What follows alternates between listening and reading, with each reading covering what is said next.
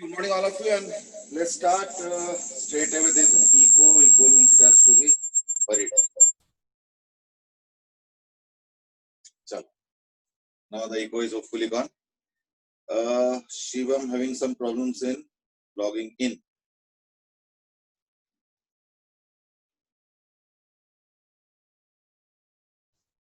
Okay. Chalo, good morning messages from Dhairya, Dhruv, Aryan, Pratyaksh, Divyam, Kush, Kartik, Bhavna, Rohan, Kushi, Manan, two Manans, Danish, Akshit, Ekta. Divyam seems to have today cracked the password. Huh? So before I gave the password in the group, he was already at the doorstep. So maybe you guessed it right, or did you do some trial and error? Now why I'm asking this is because class 11th में भी ऐसे ही कुछ लोगों ने किया था और 2-3 trial and error के बाद क्या होता है ना वो बंद कर देते.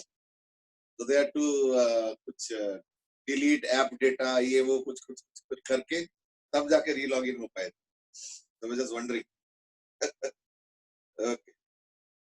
अच्छा पहले अटेम्प्ट में बाय चांस गेस कर लिए. चलो that's good luck. अच्छा before we proceed, let me talk about the first of all the half yearly. Like, have you all got the marks of half yearly or it's still there? No, sir. हाँ? नहीं मिले अभी मिला नहीं है. कल कुछ मीटिंग में हाफ ईयरली डिस्कस हो रहा था. अच्छा हाँ मैंने वैसे तो हाफ ईयरली हमने चेक करके तो दे दिया. आई डोंट नो किस लिए अटका हुआ है.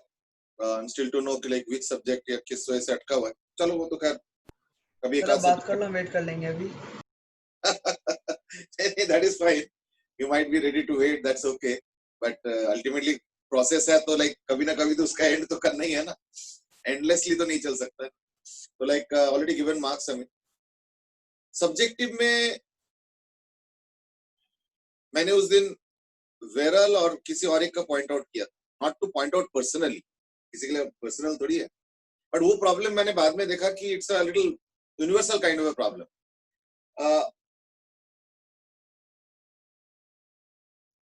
हाँ एक दिव्यम का भी था कि like he was writing too much.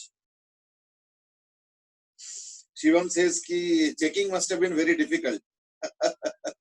To an extent yes, क्योंकि फर्स्ट टाइम ऐप से चेक हुआ और पीडीएफ्स के अंदर यू नो वो तो स्टाइलस नहीं आता है उससे चेक हुआ. तो the process was very slow.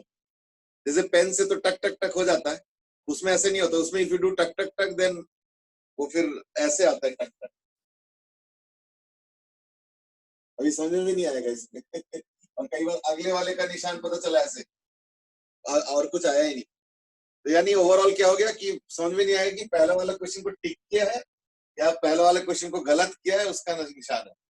तो वो सब प्रॉब्लम्स है स्टाइलस को लेके. खास करके अगर मान लो स्टाइलस कोई बहुत अच्छे कंपनी का हो, यानी 10-12 हजार रुपए वाला हो, तो उसका ग्रिप भी अच्छा होता है और उसका मार्किंग भी अच्छा होता है.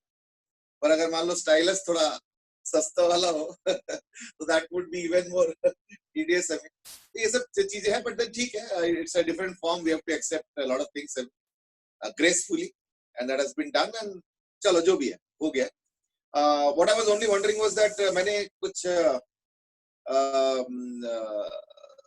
काफी दिन पहले सोल्यूशन भेजा था सीपीटी का. सीपीटी बता रहा हूँ एसवीटी का.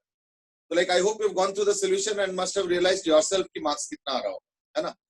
तो चलो जब भी डिक्लेयर होगा, क्योंकि जब तक डिक्लेयर ना हो तो ऑफिशियली तो मैं परमिटेड नहीं हूँ, but I have the marks. तो मैं सिर्फ एक कॉमन प्रॉब्लम डिस्कस कर लेता हूँ. जैसे इस बार मैंने थोड़ा सा लीनियंटली किया क्योंकि थोड़ा सा वो ऑनलाइन वगैरह ये सब टाइप का था. बट याद रखना बोर्ड में ऐसे नंबर नहीं मिलेगा. देखो obviously half yearly is the board perspective, ठीक है ना. तो पॉइंट इज दैट जब मेहनत कर ही रहे हो, ठीक है, यू मे बी सेइंग कि नहीं बोर्ड में अगर 2-4-5% कम होगा तो we don't mind. The entire group might say that and it's very valid. तो मैं डिनाई नहीं कर रहा हूँ वो opportunity. But the thing is that let's say without any extra effort, my point is that let's say without any extra effort अगर मान लो 3-4-5 number extra ला सकते तो क्यों ना लाए, है ना. That is the point. जैसे सबसे कॉमन प्रॉब्लम बता देता हूँ. अभी एक क्वेश्चन नहीं था कि वो थिक वायर में बाहर और अंदर का फील्ड बताओ. तो एक तो बहुत लोगों ने उसको हॉलो करके कर दिया, तो थोड़ा क्वेश्चन पढ़ो अच्छे से। The question never said about hollow, I mean, ठीक है ना, hollow is something that is specific. और मैं ये इसलिए इंस्ट्रक्शन दे रहा हूँ कि कल को हो सकता है कि जेई में भी क्वेश्चन में कंफ्यूजन। अब मैं कह देता हूँ कि sphere has been rolled down, a cylinder has been rolled down, अब क्या लोगे, कुछ बोला तो है नहीं। तो याद रखना, by default objects are filled, not unfilled, ठीक है ना। तो बाय डिफॉल्ट सिलेंडर अगर रोल कर दिया गया है यानी वो सिलेंडर सॉलिड है, स्फीयर रोल किया गया है तो स्फीयर सॉलिड है, और दैट इज बाय डिफॉल्ट। अगर उसमें कुछ तिगड़म तिगड़म होगा, कैविटी है, अंदर से हॉलो है, तो इट हैज बीन मेंशन्ड, तो दैट्स द पॉइंट। तो देखो कईयों ने तो हॉलो लेके कर दिया कि हॉलो के अंदर जीरो होता है और बाहर जो भी होता है, चलो ठीक है, लेकिन हॉलो के अंदर जीरो है सिर्फ बोलने से नहीं चलेगा। देखो तुमको मालूम है doesn't mean that you will get marks, है या नहीं, बिकॉज मार्क्स के लिए प्रोसेस होता है। जैसे सीबीएसई में जब चेकिंग होता है ना, तो जैसे 1-2 साल से तो मुझे भी बुला रहे थे सीबीएसई चेकिंग के लिए, पहले तो बुलाते नहीं थे। तो सीबीएसई चेकिंग में तो पूरा इंस्ट्रक्शन होता है दैट इस क्वेश्चन में अगर इसने फिगर बनाए तो आधा नंबर मिलेगा, बाकी 100% करेक्ट भी हो तो 2 में 1.5 ही मिल सकता है अगर फिगर नहीं है, समझो ना बात। तो ये होगा नंबर 1। दूसरी बात, अगर एम्पियर्स लॉ लिखा है, देखो if you just straight away write down the mechanism of getting the solution, no, using Ampere's law करके वो लॉ लिखना होता है, तो उसके लिए वो तक हो सकता है कि उन्होंने एलोकेट किया होगा आधा नंबर। तुमने अगर सीधे इस पे आ गए कि भाई b into 2 pi r is equal to mu naught I, तो therefore b is equal to करके लिख। अब आंसर मैं गलत थोड़ी कह रहा हूं, मैं ही नहीं कह रहा हूं कि आंसर गलत है, लेकिन इसमें मार्क्स नहीं मिल सकता है पूरा, ये तुमको समझना पड़ेगा। दूसरी बात, ये जो एम्पियर्स लॉ है बहुत लोगों ने लिखा ही नहीं है। देखो you have to start like this, that ये, और वो भी वेक्टर फॉर्म में, कईयों ने वेक्टर नहीं लगाया, कईयों ने सिर्फ बी डॉट डीएल लिखा है, लेकिन ना बी में वेक्टर ना डीएल में वेक्टर। ठीक है ना, इज इक्वल टू करके जो भी। दूसरी बात ये कि देखो जैसे गॉस लॉ लगाते हुए choice of Gaussian surface explain करना पड़ता है या बताना पड़ता है कि taking spherical Gaussian surface with centre at the charge, देखो हर चीज बताना पड़ता है। Taking cylindrical Gaussian surface with the axis coinciding with the wire, अगर इनफाइनाइट वायर का है, या taking a cylindrical Gaussian surface of radius small r bracket में greater than capital R with the axis coinciding with that of the hollow cylindrical charged body, तो ये सब लिखना होता है। Otherwise you just straight away start and just write 2 lines and get the answer, इससे पूरे number नहीं मिलेंगे, ठीक है ना, क्योंकि टीचर भी ऑथराइज नहीं है पूरा नंबर देने के लिए। टीचर को सेंस बन रहा है, as a correction person I am getting a sense कि ठीक है इसको तो आता है, पूरा ही आता है, अच्छे से आता है, लेकिन अच्छे से आना और उसको डिस्प्ले करना दो अलग चीज होता है, बात समझ लो ना। So therefore you can not take it lightly. तो देयरफॉर आगे से थोड़ा ध्यान रखना इस चीज का, और आगे भी सीपीटी होंगे, शायद इस बार पैटर्न चेंज ना हो, पार्टली ऑब्जेक्टिव पार्टली सब्जेक्टिव ना हो जाए। कोशिश चल रहा है, अभी देखता हूँ, बातें बातें हो रहा है, डिस्कशन हो रहा है आजकल, तो लाइक उस पे देखते हैं जो भी फाइनल आउटपुट काम होता है। आई डोंट नो, अगर प्योरली ऑब्जेक्टिव होता then you won't be caught in this, but अगर मान लो सीपीटी उसी पैटर्न का होता है जैसे तुम लोग का 11th में हुआ, partly subjective and partly objective, अगर ऐसे होता है तो इन दैट केस तो देखो लिखने वाला पार्ट भी आ जाएगा। तो वो लिखने वाले पार्ट में अगर अच्छा नंबर चाहते हो, फुल मार्क्स चाहते हो, in that case you have to follow a particular decorum. You just can't write down few steps and get the answer and then feel कि चलो मैंने कर दिया, नो, उसमें अच्छे से प्रोसेस, फिर तुमको बताना भी पड़ता है ना कि भाई ये मैंने एम्पिरियन पाथ लिया, ठीक है ना, कि taking amperian path is this and integrating over the path, ठीक है। पहले तो एम्पियर्स लॉ लिखो अच्छे से, ये सब करके म्यू नॉट आई, फिर taking amperian path is this and then integrating over that path, तो ये पूरा लिखना पड़ता है। नहीं लिखोगे means you are not writing in a justified manner. तो ये सब थोड़ा सा पॉइंट्स ध्यान रखना, अदरवाइज ना प्रॉब्लम होता है।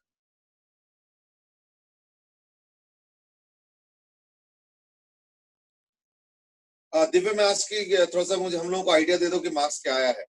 अब देखो ऐसा है ना, मार्क्स मिल जाएंगे, आई थिंक 1-2 दिन में मिल जाएंगे, तो है मेरे पास अभी इमीडिएटली, तो मेरे पास इस वक्त नहीं, बट देन मैंने लिस्ट मेल कर दिया, तो मैं मेल आईडी से एक्सेस करके बता सकता हूँ। पर ठीक है, अभी ये सब चीजें कई बार ना थोड़ा ऑफिशियल अनऑफिशियल का एक वो आ जाता है, डेकोरम आ जाता है, तो let me not jump the gun, और 1-2 दिन में क्या फर्क पड़े।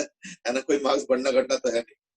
और हाफ ईयरली मार्क्स शायद उतना मैटर नहीं करता है, एक्सेप्ट फॉर दिस 1 और 2 पॉइंट जो कि मैंने बता दिया, तो आगे ध्यान रख, बार बार इस पे बात करना भी अच्छा नहीं लगता, ठीक है ना। चलो anyway let's start our discussion which we were doing regarding prism. तो लाइक हमने प्रिज्म में देखा था कि minimum angle of deviation and related things है। प्रिज्म में भी एक टीआईआर का कंसेप्ट बनता है, प्रिज्म में भी जो है ना एक टीआईआर का कंसेप्ट बनता है, ठीक है ना। तो जैसे सपोज मैं कहता हूं कि प्रिज्म में टीआईआर कैसे हो सकता है, तो आई मीन ऐसे होगा जरूरी नहीं, but just saying like these are possibilities. तो जैसे ये पॉसिबिलिटी, ठीक है, यूं गया टीआईआर हुआ,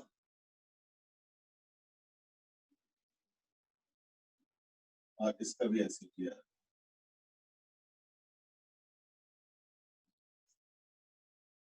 दिस इज अ पॉसिबिलिटी, ठीक है ना।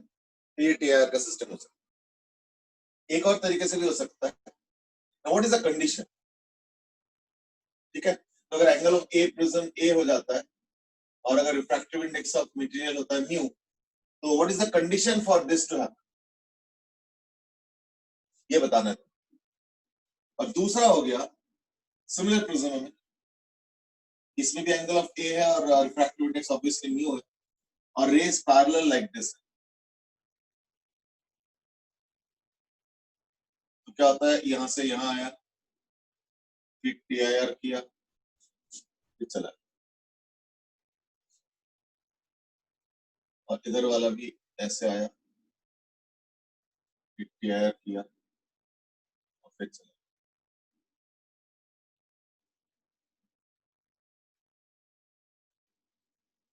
दिस इज टीआईआर और total internal reflection in prisms, ठीक है ना। तो इसका क्या कंडीशन है और इसका क्या कंडीशन,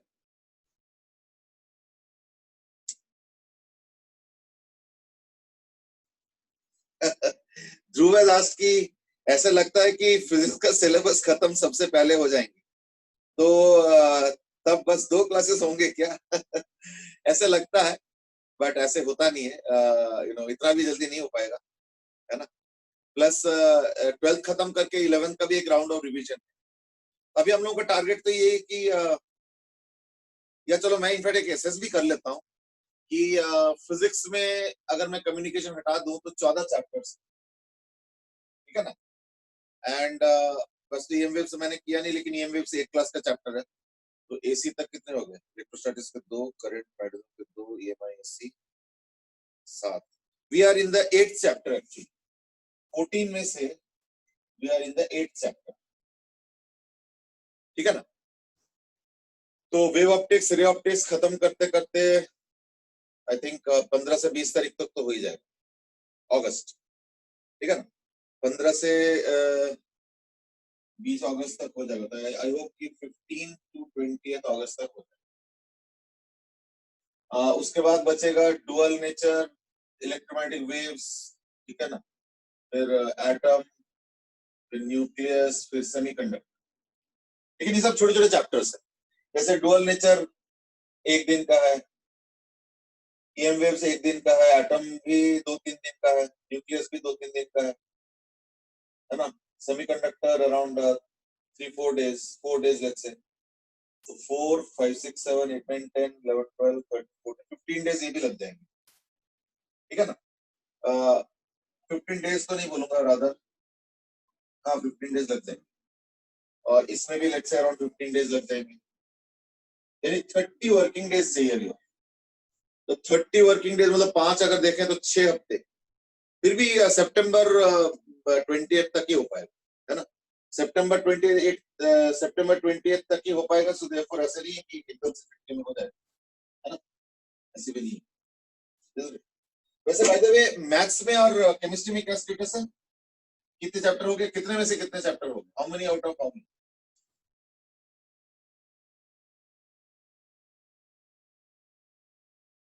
अरे अक्षित अगस्त कहाँ बोला मैंने, मैंने बोला सितंबर 20 तक तो होगा सिलेबस खत्म। प्लस सीपीटी ईपीटी ये सब भी आते हैं एंड ऑल, तो उसका भी इश्यूज आते हैं, तो मतलब 20-25 से पहले, 20 के पहले तो बिल्कुल नहीं खत्म होगा, 20-25 तक ही हो पाएगा। नहीं नहीं, ये जो तुम लोग बता रहे हो ना कि ऑर्गेनिक बचा है और इंटीग्रेशन शुरू नहीं हुआ, ऐसे बोलने से मैं भी समझ नहीं पाऊंगा। पता नहीं ना कौन से चैप्टर्स पहले किया है ना, हो सकता है कि वही बचा हो या ना। मुझे ये बता दो कितने चैप्टर्स में से कितने बचे? How many chapters in maths are there? 15? 15 है ना शायद 12th में, उसमें कितने हो गए? थोड़ा जल्दी बताओ। Let's go back to prism. इसका कंडीशन भी करना है, इसका कंडीशन भी करना है।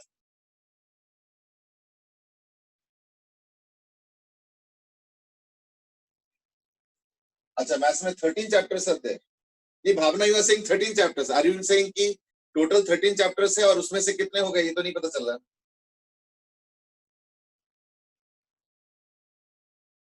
ओके, मतलब 6 आउट ऑफ 13 हो गए।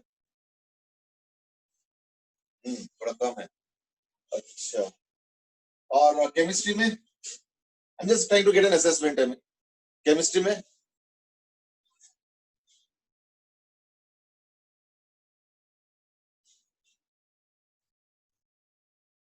How many out of how many?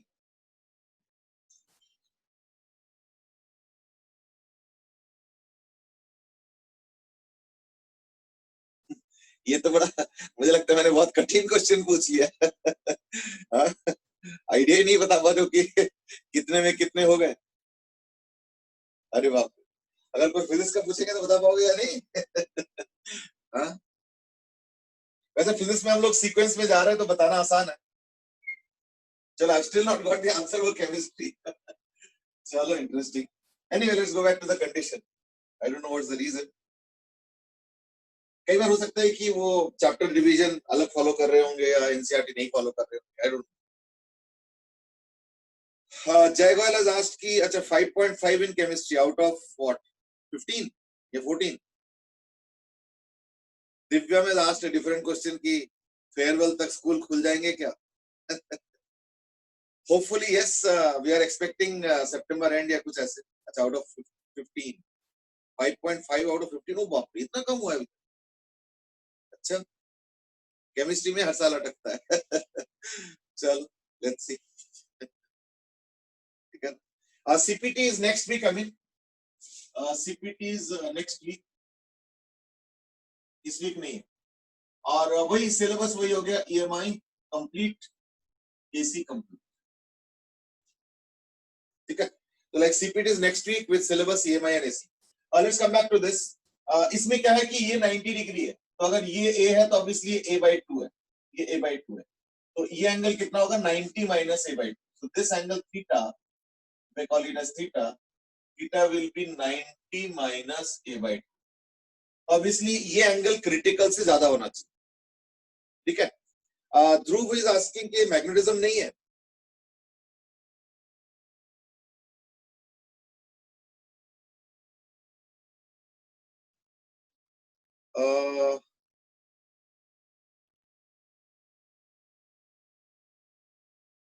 Magnetism का लास्ट सीपीटी में मैग्नेटिज्म नहीं था क्या? बिल्कुल ही नहीं था।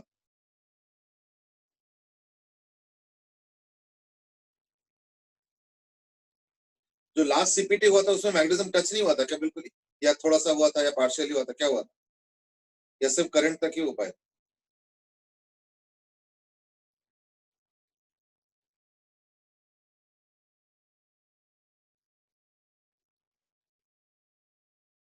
ओके, मैग्नेटिज्म नहीं था। चलो, मैं एक बार डिपार्टमेंट में डिस्कस कर लेता हूँ कि मैग्नेटिज्म को देना है नहीं देना है ना। तो अगर ऐसे होगा तो इन दैट केस मैग्नेटिज्म ईएमआईएसी कर देंगे, समथिंग लाइक दैट। बट ईएमआईएसी तो पक्का ही है, बाकी मैग्नेटिज्म का ऐड करना है नहीं करना है, will just discuss and then only report. ठीक है ना? अच्छा, करंट रिलेटेड तक ही था। चलो, मे बी एक्चुअली काफी टाइम हो गया ना, बीच में काफी गैप भी हो गया। चलो, एनीवे, लेट्स कम बैक। तो लाइक ये थीटा हो गया 90 माइनस a/2, क्योंकि ये तो a/2 होगा, तो पैरेलल के हिसाब से ये भी a/2 हो गया। This angle is also a/2, ये हो जाएगा 90 minus a/2। so this angle should be greater than or equal to or rather greater than critical angle, है ना? और क्रिटिकल एंगल क्या होता है? sin इनवर्स 1/, है ना? so therefore sin theta or rather theta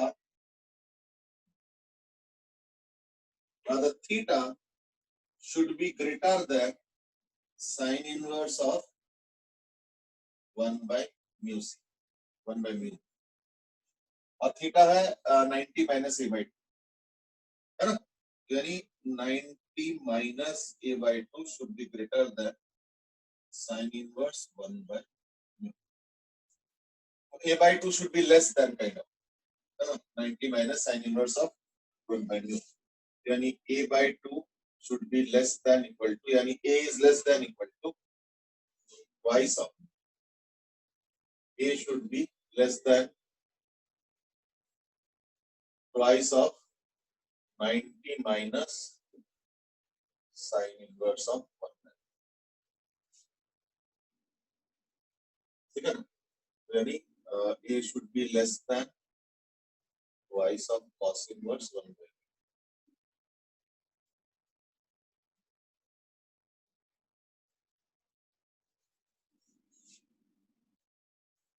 ठीक है ना.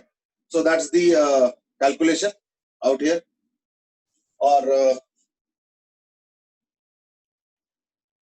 रोहन सेज कि मैग्नेटिज्म के क्वेश्चंस हाफ ईयरली में तो थे, तो हाफ ईयरली का थोड़ा सा, वैसे हाफ ईयरली में भी ऑब्जेक्टिव वाला पार्ट तो कंपटीशन वाला ही था, है ना, हो तो गया था. चलो शायद मैग्नेटिज्म ड्रॉप ही करेंगे, है ना, ईएमआई इसी तक ही रहने, क्योंकि उसमें ईएमआई के क्वेश्चंस काफी कम थे, है ना, हाफ ईयरली में जो ऑब्जेक्टिव वाले थे. ऑब्जेक्टिव में तो 20 क्वेश्चन या 15 क्वेश्चन थे ना, तो चलो लेट्स ड्रॉप दैट मोस्टली. हाँ, तो इसका कंडीशन क्या होगा, तो इसका कंडीशन ये हो जाएगा कि लाइक ये आ जाए, है ना, तो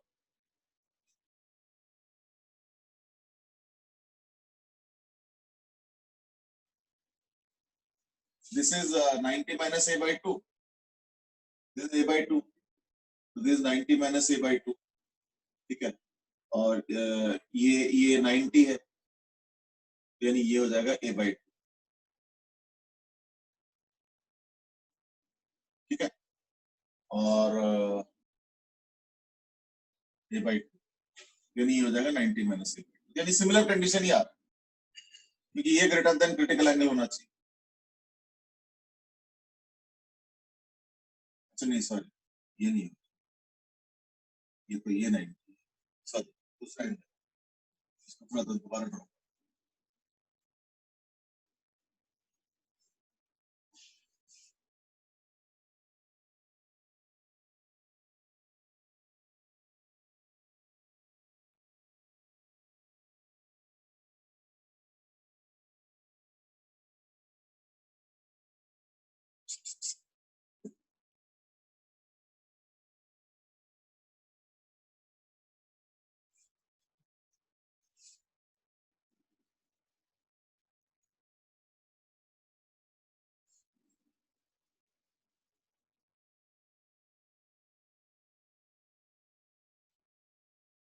ये अगर a by 2 हुआ, तो ये 90 माइनस a by 2, ये 90 है, और ये a by 2,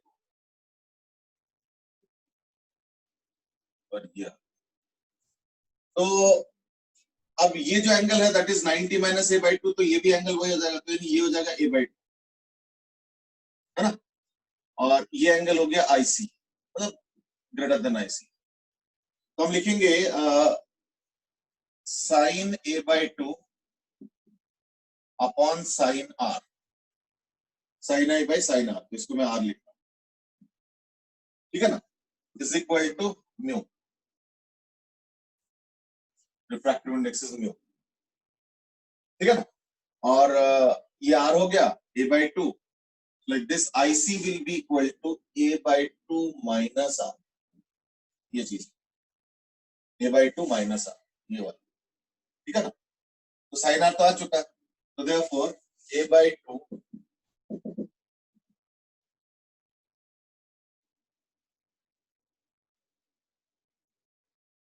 rather a by 2 minus R, है ना, should be greater than IC, ये चीज, तो a by 2 should be greater than R plus IC, ठीक है ना, तो a should be greater than 2 into R, R क्या होगा, sign inverse of sine a by 2 upon mu, ये आर हो गया, और आई सी तो है ही साइन इनवर्स ऑफ 1 बाई, ये चीज।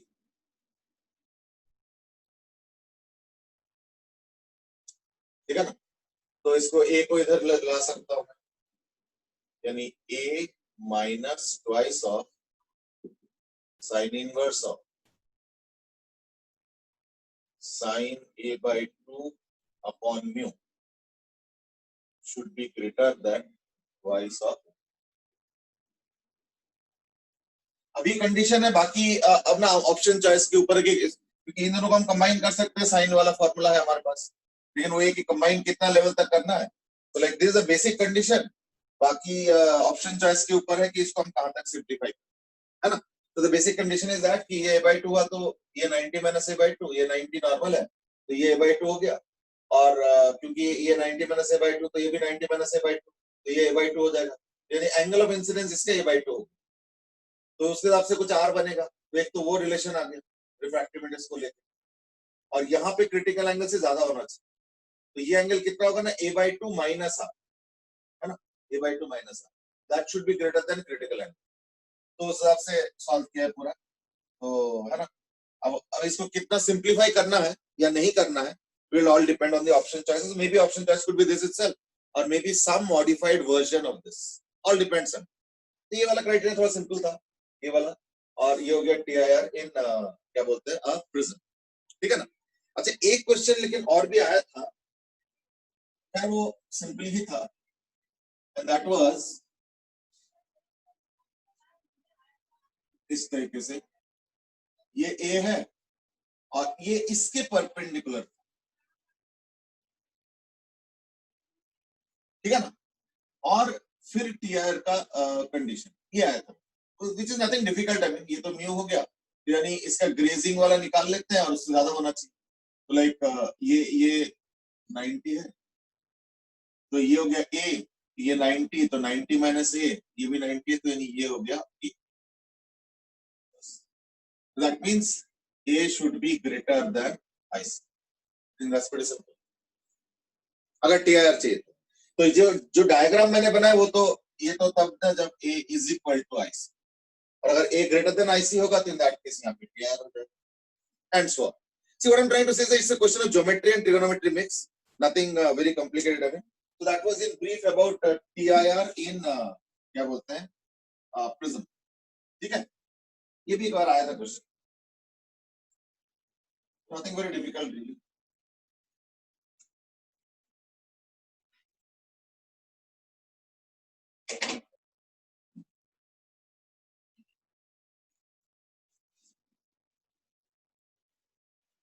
Next is the idea what is called as dispersion in prism.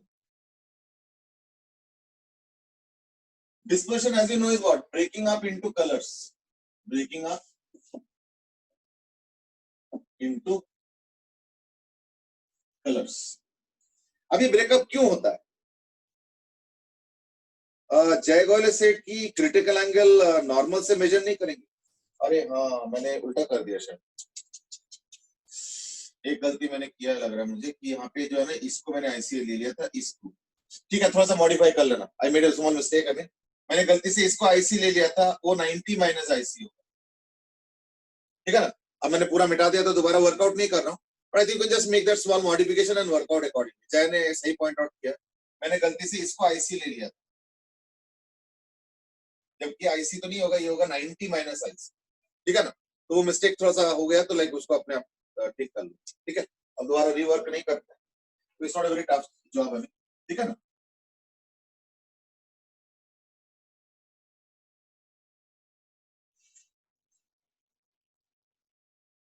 थोड़ा सा मॉडिफाई कर लेना खुद। अच्छा, dispersion is what? Breaking up into colors. Now, why does it happen? That's because for each color, mu is different. In fact, mu violet is greater than mu indigo, is greater than mu B, ऐसे करते करते greater than mu R. That's the sequence. और इसीलिए violet सबसे ज्यादा bend करता है, so therefore violet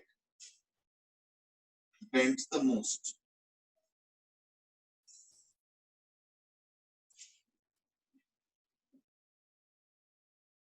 यानी यानी अगर एक प्रिज्म में, first of all we take only small angle prisms and in minimum deviation conditions, that's the basic takeaway. तो अगर मान लो एक लाइट ऐसे करता हूं मैं, इन दैट केस क्या होता है, उसके ऐसे हो जाता है और फिर ऐसे हो जाता है, and then when you put it in the screen, तो यहाँ पे वायलेट आता है, यहाँ पे रेड आता है, बाकी ऐसे करके स्पेक्ट्रम पूरा बनता है। That is the formation of spectrum in a prism. ठीक है, अच्छा अब ये जो बनता है इसमें क्या हो रहा है, देखो हमें पता है कि जो एंगल ऑफ डिविएशन है डेल्टा वी, वो क्या होता है, mu we minus 1 into a, last class में पढ़ा था। Delta r is equal to mu r minus 1 into a. तो इनके बीच का जो एंगल है, ये वायलेट वाला या रेड वाला, इनके बीच का जो एंगल है ना, ये वाला, it's a very small angle, very small angle, इसको हम लोग कहते हैं थीटा। तो theta will now be henceforth called as angle of dispersion। तो angle of dispersion क्या हो जाएगा फिर, this minus this, तो delta v minus delta r, यानी mu v minus 1 into a minus mu r minus 1 into a is equal to mu v minus mu r into a। This is the angle of dispersion। हम लोग अभी dispersion ही पढ़ रहे हैं। ऐसे हर medium का, जैसे प्रिज्म को एक सिंगल मीडियम का तो होगा नहीं, जैसे कभी ग्लास का बनता है, फाइबर का बनता है, ग्लास में भी अलग अलग वैरायटी ऑफ ग्लास होता है, तो सबके रिफ्रैक्टिव इंडेक्स अलग होता है और सबके एक एक कलर के लिए भी रिफ्रैक्टिव इंडेक्स अलग होता है उनमें से। जैसे हमने कह दिया ग्लास इज 3/2, वो 3/2 सबका नहीं होता, 3/2 से थोड़ा सा ज्यादा वायलेट का होगा और 3/2 से थोड़ा सा कम हो जाएगा रेड का, एंड अकॉर्डिंगली क्या होता है, थोड़ा सा डिस्पर्शन होता है। ठीक है, तो वो एंगल ऑफ डिस्पर्शन तो आ गया। Now on this basis we define something called as dispersive power। Now this is the property of a medium, remember, which is dispersive power। अब dispersive power क्या है? The dispersive power is defined as angle।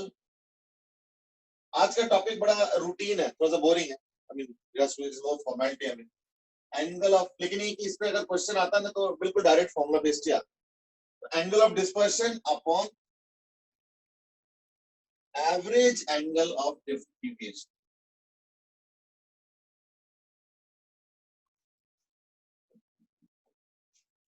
ठीक है, अब average angle of deviation क्या होगा, है ना, एंगल ऑफ डिस्पर्शन तो आ चुका है, mu we minus mu r into A.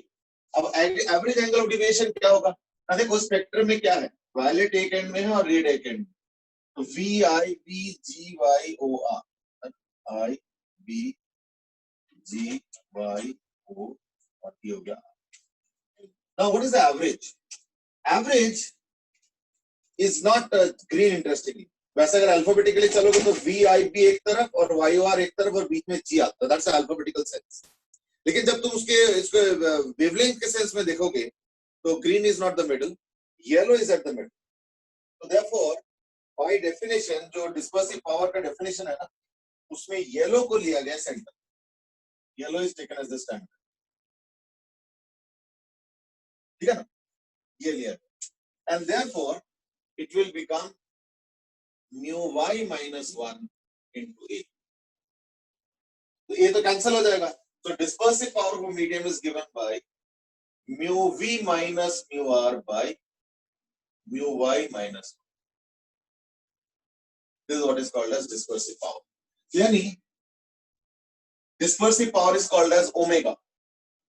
Omega is equal to mu v minus mu r by mu y minus 1। लेकिन कई बार पता क्या होता है, क्वेश्चंस में ना येलो का वैल्यू देते नहीं, ठीक है ना, येलो का वैल्यू देते नहीं, तो हम लोग क्या करते हैं फिर, in that case average of violet and red ले लेते। तो वायलेट और रेड का दिया है, तो इन दैट केस येलो के लिए हम ढूंढते नहीं है, येलो को सब्स्टिट्यूट कर देते हैं भाई average of violet and red, यानी also written as also written as omega is equal to mu v minus mu r by mu v plus mu r by 2 minus 1. तो डेफिनेशन तो खैर ये है, लेकिन प्रैक्टिकली कभी कभी ये भी लिया जाता है, ठीक है. This is what is called as dispersive power. ये टॉपिक थोड़ा सा रूटीन है, तो बस नोट करते जाओ फटाफट, इसमें कोई ज्यादा डाउट नहीं आएगा देखना, but it is also part of the discussion, so I am doing it. अब देखो इससे क्या हुआ ना, डिस्पर्सिव पावर ऑफ मीडियम तो डिफाइन हो. अब हम क्या करते हैं, दो कंडीशन को स्टडी करेंगे. दो कंडीशन क्या है? नंबर वन इज, दो कंडीशन है. Number one is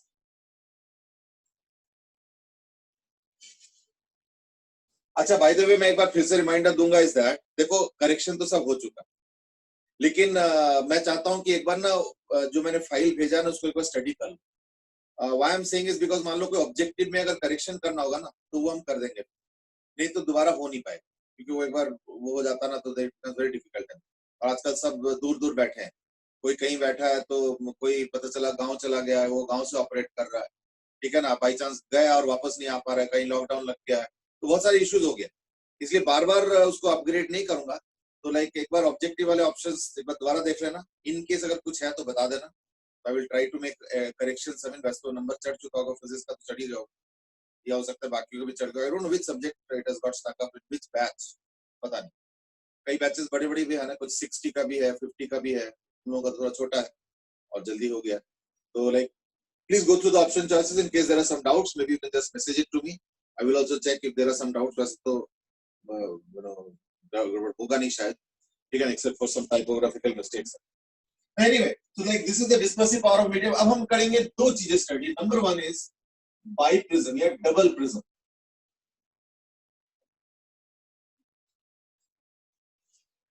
double prism का मतलब होता है दो प्रिज्म को इकट्ठे लगा, that is a double prism. तो double prism is something like this.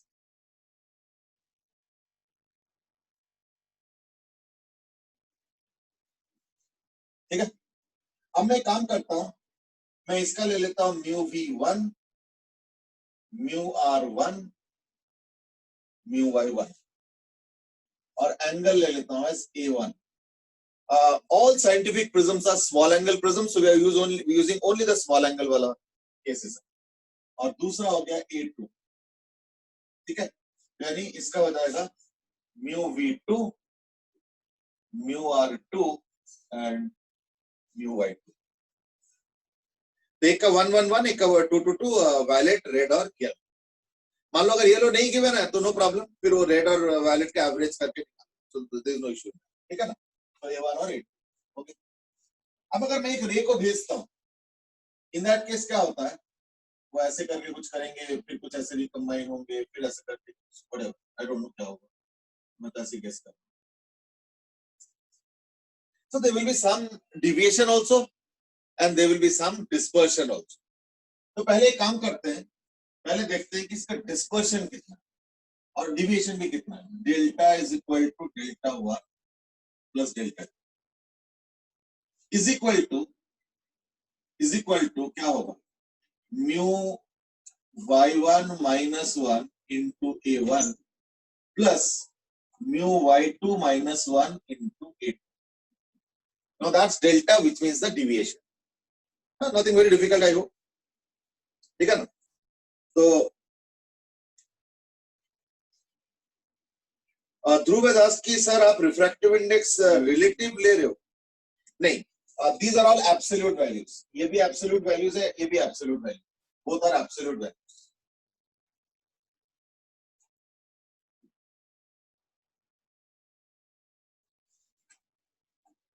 Absolute values means with respect to air. ठीक है. चलो, so like this is the net angle of deviation and the net angle of dispersion.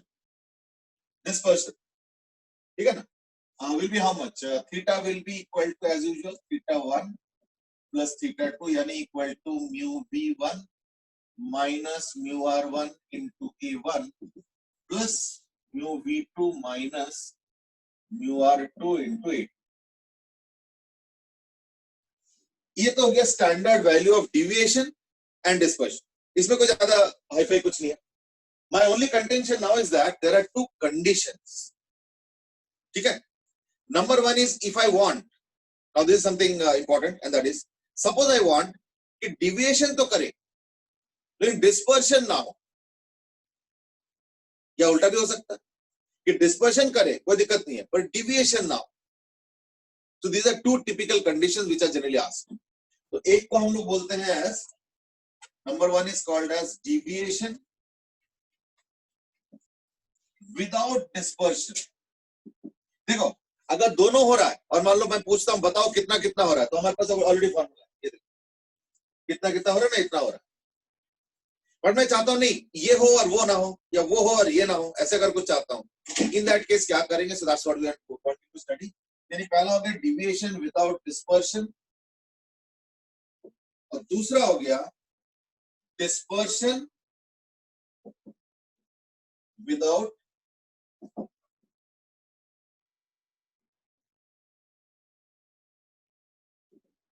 deviation.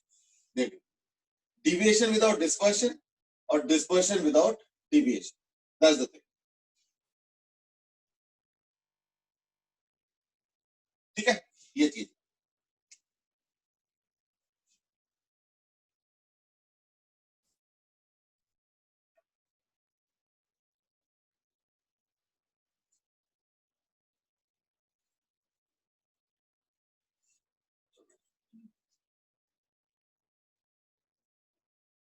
तो सबसे पहले start करते हैं ये वाला one is deviation without dispersion. So I don't want dispersion, तो यानी एंगल ऑफ डिस्पर्शन को जीरो करेंगे. तो यानी वन में क्या होगा? Theta is equal to zero. Theta का यही है, that would mean mu v1 minus mu r1 into a1 plus mu v2 minus mu r2 into a2 must be zero. इसका मतलब a2 का वैल्यू क्या हो जाएगा? Minus of a1 into mu v1 minus mu r1 by mu v2 minus mu r. Now you might say this is the condition. Now you might say कि ये minus का क्या सिग्निफिकेंस है ना? You might say what is the significance of this minus sign, है ना? ये minus का क्या मतलब है? देखो इस माइनस से क्या मतलब है बता देता हूं मैं. माइनस का मतलब ये हुआ कि हम प्रिज्म ऐसे नहीं रख सकते. क्यों? क्योंकि इसमें डिविएशन और डिस्पर्शन एड ऑन होता जाता है. इसलिए इस माइनस का सिग्निफिकेंस ये हुआ कि हम प्रिज्म ऐसे ना रखें. हम कैसे रखें? चलो इसे तो मिटा देता हूं तो समझ में आ गया होगा. तो हम कैसे रखें फिर? प्रिज्म को ऐसे रखना पड़ेगा. इसमें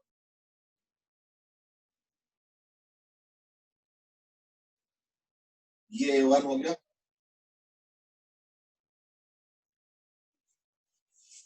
माइनस का ये सिग्निफिकेंस है कि एक डिविएशन कराएगा और एक जोड़ेगा, या एक डिस्पर्शन कराएगा और एक जोड़ेगा. जोड़ेगा मतलब उसका एंगल को कम कराएगा, क्योंकि ओरिएंटेशन ऑपोजिट होगी. वो ऑपोजिट ओरिएंटेशन वाला ही सिग्निफिकेंस माइनस से. ठीक है ना? That's the point. अब देखो मैं क्या चाहता हूं कि डिस्पर्शन ना हो लेकिन डिविएशन हो सकता है. चलो ठीक है, तो that's allowed then in that case. तो अब मैं यहां से वहां जा रहा हूं. तो देयरफॉर डिविएशन क्या होगा? Mu v1 sorry mu y1 minus 1 into a1 plus mu y2 minus 1 into a2. तो मैं इसको लिख देता हूं as mu y1 minus 1 into a1 plus mu y2 minus 1 into a2 का जगह ये लिख देता हूं तो माइनस हो जाएगा, और a1 तो है ही है, और mu v1 minus mu r1 by mu v2 into a1. ठीक है, इज इक्वल टू. अब मैं एक काम करता हूं, डिपेंड्स ऑन कि तुम कैसे चाहते हो. मैं एक काम करता हूं, मैं mu y1 minus 1 into a1 common ले लूंगा. तो क्या आ जाएगा? 1 माइनस ये आ जाएगा mu y2 minus 1 by mu v2 minus mu r2 into mu v1 minus mu r1 by mu y1 minus 1. So that is equal to, now what is this? This is nothing but delta 1. This is nothing but delta 1. पहले का deviation है ना, into 1 minus, now mu देखो mu v1 minus mu r1 by mu y1 minus mu 1. So that is nothing but this, which is omega 1 है ना. So 1 minus omega 1 by this becomes omega 2. क्यों? ये भी देखो वही है, बस एक उल्टा है, mu v2 minus mu r2 by mu y2 minus 1. यानी that's the deviation. ये इसका जयगोल सेट की क्या प्रिज्म उल्टा रखेंगे? हाँ, रखना पड़ेगा.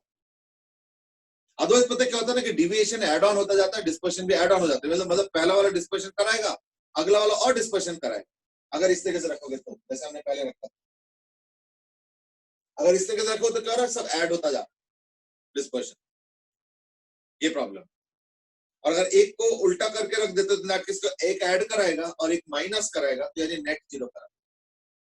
ठीक है ना. तो ये बात है. अच्छा, ये हो गया एक तरीका. मैं एक चीज और भी कर सकता हूँ इस दैट, मैं अगर चाहूं तो मैं इसको इस तरीके से भी लिख सकता हूं. और we can do one more thing. ये जो डी डी डेल्टा लिखा है, मैं इसको एक और तरीके से भी लिख सकता हूं. आई hope you got the figure by now. And that is, मैं एक काम करता हूं, मैं mu v1 minus mu r1 को कॉमन ले लूंगा. ठीक है. यानी mu v1 minus mu r1 into a1 common ले लूंगा. इन दैट केस क्या होगा?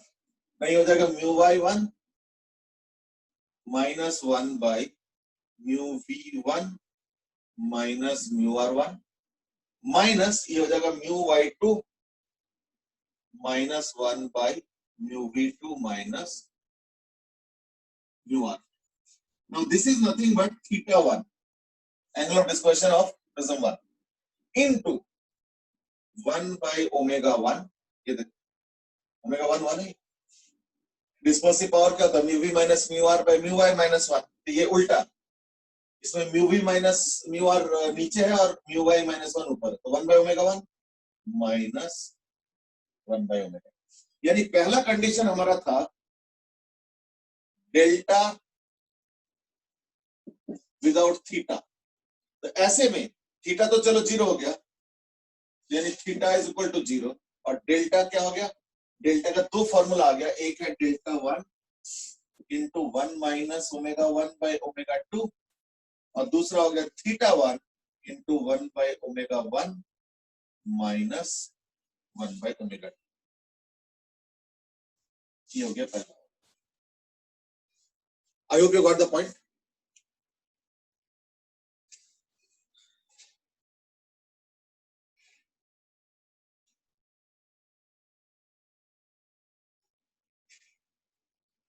नहीं आर्यन, अच्छा तुमको समझ में आ गया. ठीक है. Let me again just redraft what I am doing. What I am saying is that there are two conditions. मतलब ये जरूरी नहीं कि two condition. The general fact has been done. General तो सबसे पहले मैंने यहाँ पे लिखा, अब तो क्या मिटा दिया कि इन जनरल अगर कोई सा भी दो प्रिज्म रख दो तो इन दैट केस इतना उसका डिविएशन होगा और इतना उसका डिस्पर्शन होगा.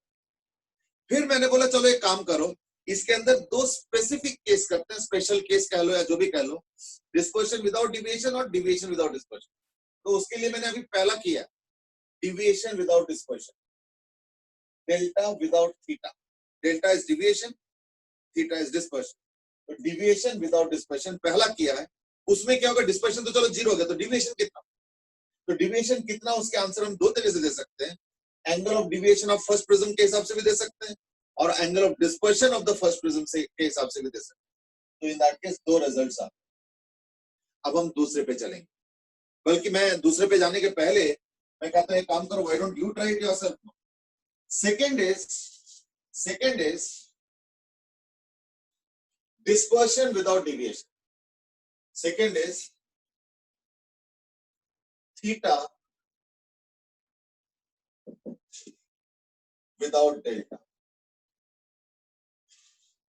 खुद ट्राई करो, तब तक मैं अटेंडेंस भी ले लेता हूं. ठीक है ना. अब तो समझ में आ गया ना क्या करना है.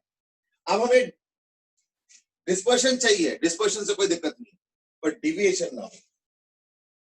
तो भाई स्टिल विजुअलाइजिंग कि इसका क्या सेंस बनता है ना। तो वो मैं रे डायग्राम से समझाऊंगा। वो अभी मैंने रे डायग्राम बनाया नहीं है, तो जस्ट प्रिज्म को ओरिएंटेशन के हिसाब से समझाया, तो तुमको थोड़ा बहुत आइडिया लग जाए कि what am I exactly trying to say. क्योंकि देखो इन जनरल क्या होगा, डिविएशन भी होगा, डिस्पर्शन भी होगा। और अगर तुम बोलोगे नहीं मुझे ये नहीं चाहिए, वो नहीं चाहिए, इन दैट केस कंडीशन भी है दैट वो A2 इज इक्वल टू जो मैंने कंडीशन लिखा था, है ना, वो भी है। और दूसरी बात ये है कि जो डिविएशन होगा वो इतना होगा। अब वो angle of deviation of the first prism के हिसाब से लिखो या angle of dispersion of the first prism के हिसाब से लिखो, दैट्स योर चॉइस, ठीक है ना। चलो anyway, in the meanwhile let me take the attendance.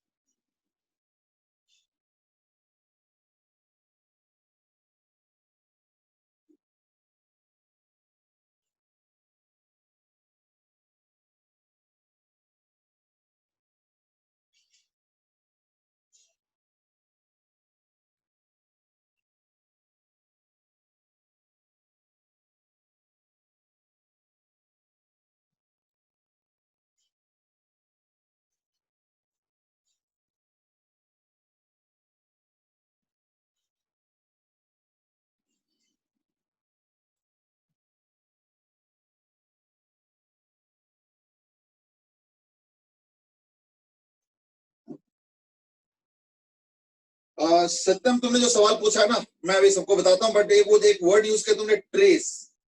What are you meaning by trace? Trace वाला वर्ड से समझ में नहीं आया। बाकी तुमने जो रे डायग्राम के हिसाब से बताया, मैं अभी बताता हूँ। क्वेश्चन तुमने लंबे तरह से पूछा, कोई नहीं, मैं बताता हूँ। पहली बात तो इस केस में क्या चाहिए मुझे, इस केस में मुझे चाहिए डिविएशन ना हो। तो डिविएशन ना हो इसका मतलब क्या चाहिए ना, mu y1 minus 1 into a1 plus mu 1 y2 minus 1 into a2 is equal to 0। तो इससे a2 फिर नेगेटिव आ गया, minus of mu y1 minus 1 by mu y2 minus 1।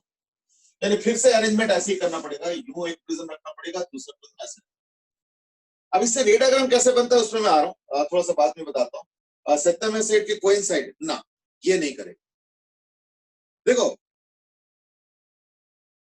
Deviation नहीं होना, I just like to deal with this, क्योंकि कल को सकता है कि जरूरी नहीं कि प्रिज्म के कंटेक्स्ट हो, कोई और कंटेक्स्ट में भी क्वेश्चन आ सकता है। दो रेज सपोज एक साथ जा रहे हैं और कुछ प्रोसेस हुआ, मान, ठीक है ना, दो रेज सपोज एक साथ जा रहे थे, चाहे पैरेलल हो चाहे कोइंसिडेंट, और बाद में कुछ प्रोसेस के बाद वो कुछ और हो जाता है, जैसे सपोज ये रेज ऐसे आया और कुछ कुछ हुआ बीच में, आई डोंट नो क्या हुआ, और बाद में ये ऐसे हो गया,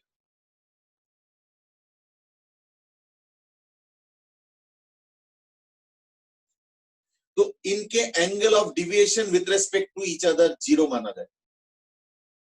पर अभी रुको, पूरा कहानी खत्म नहीं किया मैंने बोला angle of deviation with respect to each other वो जीरो हुआ, बट एंगल ऑफ डिविएशन हुआ, क्यों? क्योंकि ये ऐसे था और ये ऐसे हो गया। So, यानी मैं लैंग्वेज में क्या लिखूंगा, सपोज यहाँ पे रे 1 और रे 2 कोइंसिडेंट है, सपोज कोइंसिडेंट 2 कोइंसिडेंट रेज, तो मैं लिखूंगा, आप बाद में ये रे 1 हो गया, ये रे 2, तो मैं लिखूंगा डिविएशन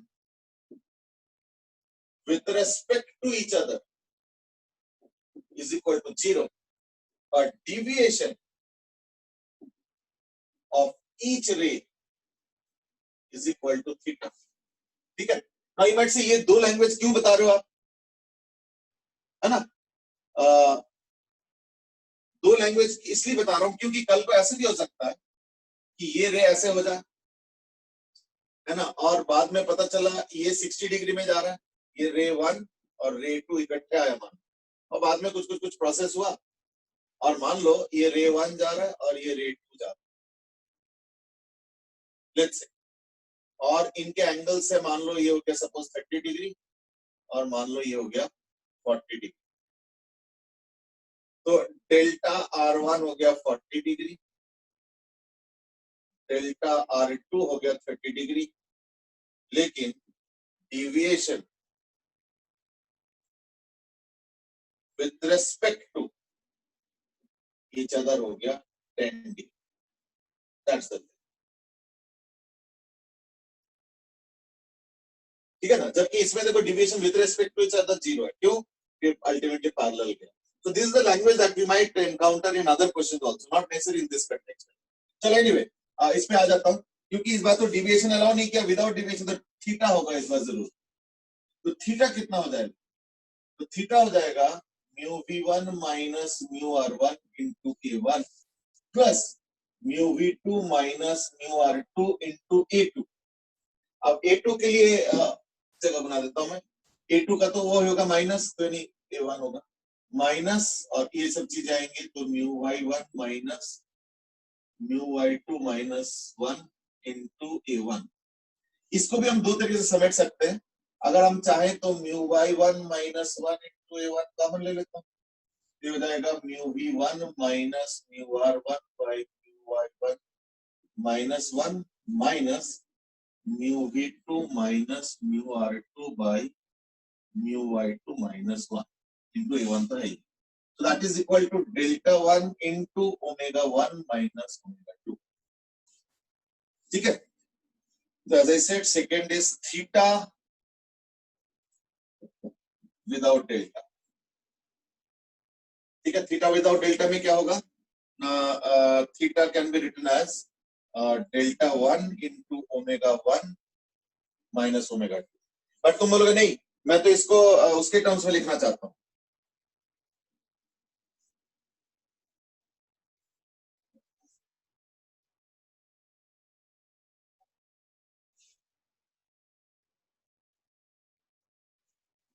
मैं तो इसको इसके टर्म्स में लिखना चाहता हूँ, क्या बोलते हैं, थीटा के टर्म्स में। तो इन दैट केस मैं इसी एक्सप्रेशन को दूसरे तरीके से भी लिख सकता हूँ, ये वाला,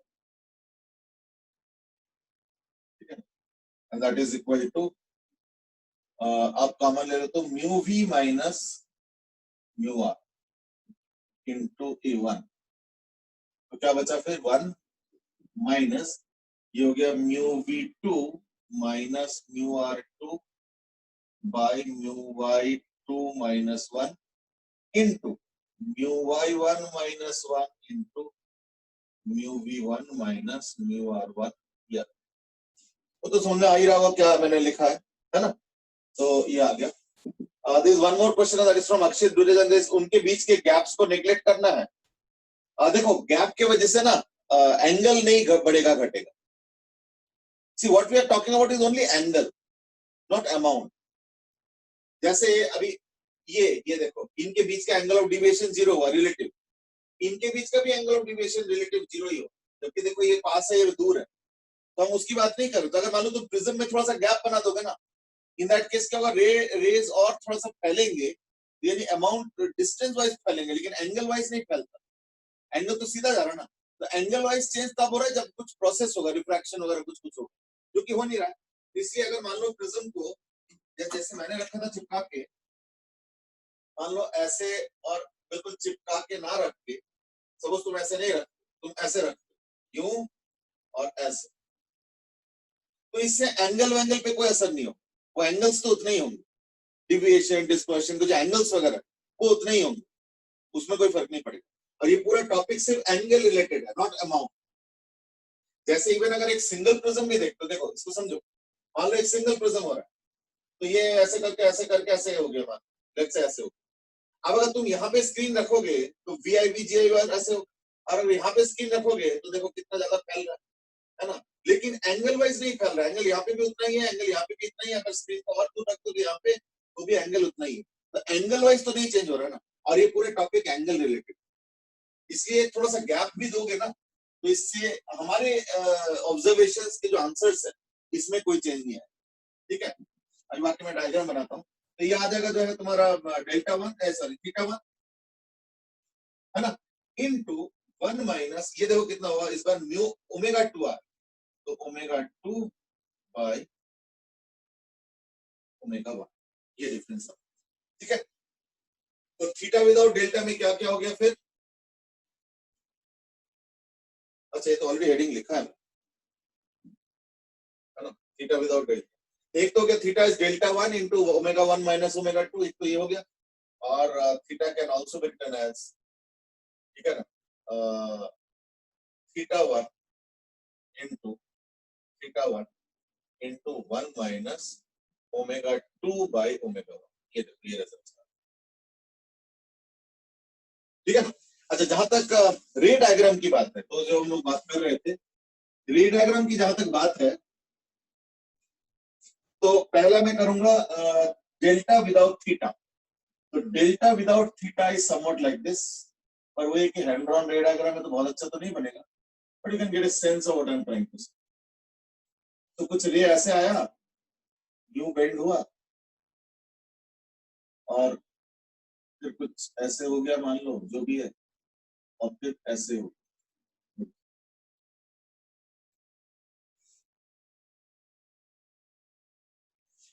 ठीक है। तो ये हो गया वो थीटा,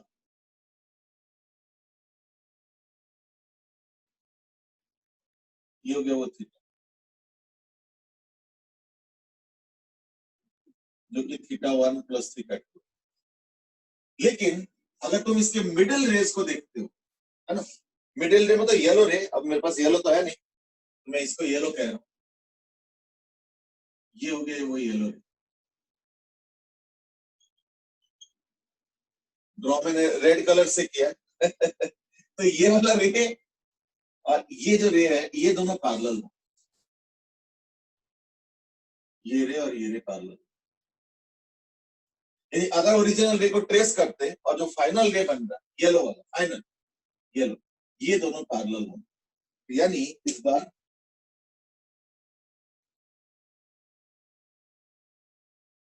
अच्छा ये सेकेंड वाले का, this is theta without delta, मैंने गलती से सेकेंड का पहले बनाया, चलो कोई बात नहीं, हार्डली मैटर्स। और डेल्टा विदाउट थीटा का क्या हो जाएगा फिर, delta without theta would be like this, ये प्रिज्म है, ठीक है ना, और डेल्टा चाहिए लेकिन थीटा नहीं चाहिए,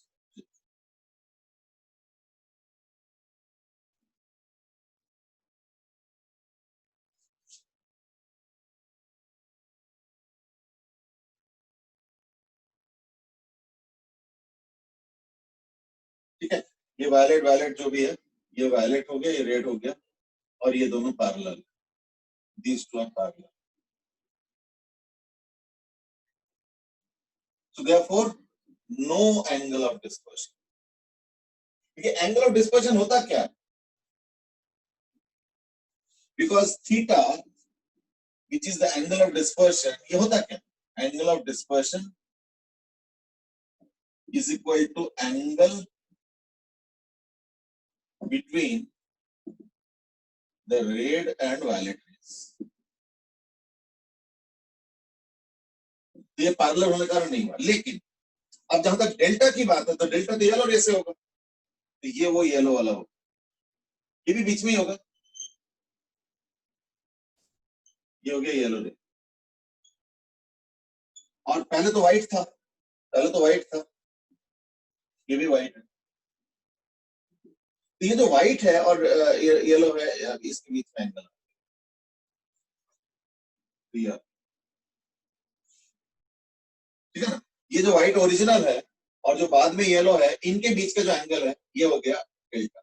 वही यहाँ पे भी वही डेल्टा आएगा, वो तो ट्रेस करने की बात है, यानी ये हो जाएगा वो डेल्टा। यानी डेल्टा इस बार है, डेल्टा है कुछ ना कुछ, ठीक है ना, लेकिन थीटा नहीं, तो ये हो गया थीटा, दिस इज 0। समझे ना, ये इनका दोनों का रे डायग्राम देख लो अच्छे से। एक है डिविएशन विदाउट डिस्पर्शन, एक हो गया डिस्पर्शन विदाउट डिविएशन, तो ये 2 का और ये 1 का हो गया, ठीक है। So this is dispersion without deviation, this is deviation without dispersion, ये दो डायग्राम्स, और ये एक जनरल स्टेटमेंट है, ये कोई रिलेटेड नहीं है to any one of them. This is for any angle. Angle of dispersion is the angle between the red and the violet. कोई फाइनल, ठीक है।